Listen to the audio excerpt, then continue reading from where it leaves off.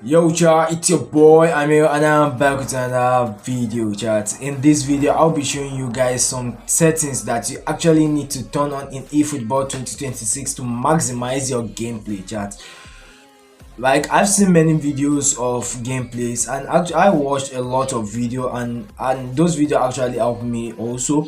So and I implemented those tips and it actually works. So I want to do a video to show you guys that this actually works in eFootball. So let's head to game settings. That's the main problem here in eFootball. If you don't get the settings right, I'm telling you, you are going to lose tons of matches. You might know how to play the game, but if you don't know how to turn those settings on and off, you are going to lose lots of games. So let's head the first like where players actually get it wrong is the graphics. When you don't actually know how to set your graphic settings, you are going to miss everything if football 2026. Let's check out the graphics. If you can look, you can see my player graphics is set as standard, my stadium graphics is also set as standard, and my frame rate is set as 30 fps. And why is my players graphics not set at high, and why is the stadium graphics not set at high, and why is the frame rate not set at 60 fps? The reasons are if your phone isn't capable of using that, like that, if your phone isn't capable of using that feature, I'm telling you, your gameplay is going to be shit.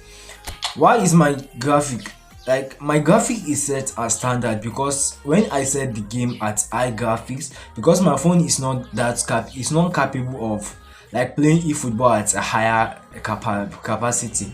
So if your phone is not a big phone, I won't advise you to set the player graphics at high. I would advise you to set it at standard. So then for the stadium graphic, I don't like if whether your phone is actually big or not. I won't advise you guys to set this setting at high, because the stadium graphic doesn't actually affect the gameplay like that. Then the 30 fps, what is frame rate? This affects the motion of the player. This affects the motion of the game entirely.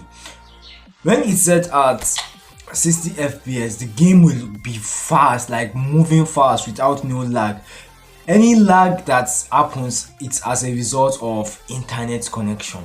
But when it's set at 60 fps, I'm telling you, and that when you want to set this setting at 60 fps, your phone must actually be capable of using this feature 60 fps. Because if your phone is not actually capable of using this feature, I'm telling you, you are going to hate the game. So if your phone is not that big like mine, I would advise you guys to set this at 30 fps. But never, I'm going to get a new phone. I'm just waiting, because I'm telling you guys, I want, like, you guys actually did this for me. When I started this channel, I was like, oh my god, I created a lot of YouTube channels and I won't be able to get to 1000 subscribers, but I never lose hope, and now I'm at 400 subscribers. So chat, thank you. If this is the first time watching my video, please do me a favor and click that subscribe button. So let's continue. The next setting here is the popular setting known as the smart assist. That if you are a beginner or a pro player, I won't advise you to turn on the smart assist. What this smart assist actually do, let's read it. They say that this option provides automated help with the controls. For example, it will select the power of a shot or the direction of a dribble according to the situation. This allows you to enjoy matches without complicated input. I'm telling you, that is a big lie. Like, Konami actually lied to you. They say you are going to enjoy matches without complicated input, but I'm telling you, you are going to hate matches with lots of complicated input. So what's the best? Just turn off the smart assist, and I'm telling you, you are going to enjoy the game. So the next setting here is, like, lots of eFootball users are actually saying, which is the best? Is it the touch and flick or the virtual pad?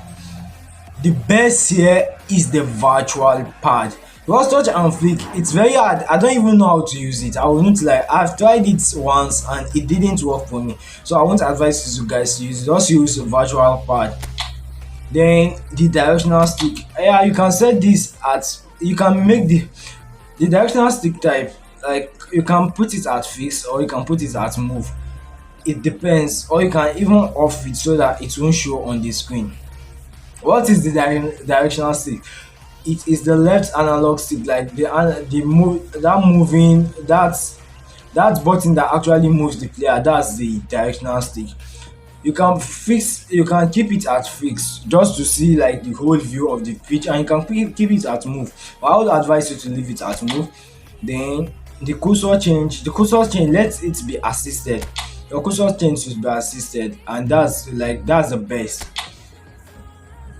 Then let's head to button opacity chart. If this button opacity, when you are actually used to the game, you can let keep this button opacity very low so that you'll be able to see the whole view of the pitch.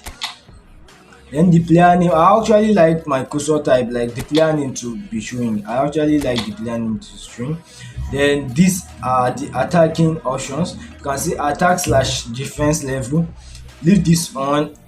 Then display radar, leave this also on. This pass search guard, don't turn on the pass search guard because it's going to confuse you. Yeah, then the display load should be set as high. Yeah, and I think that's practically like the settings that you guys actually need to turn on in eFootball 2025 to maximize your gameplay. Chat that these settings will give you the best, like these settings will give you the best gameplay in eFootball 2026 because I've tested them and they actually work. Chat, so if you actually watch this video to the end, I'll advise you to look at the gameplay. I'll advise you guys to put these gameplay tips into practice, and I'm telling you, you are going to enjoy the game. So with this, I've come to the end of this video. Like this video, share and subscribe. Peace out. Green apples.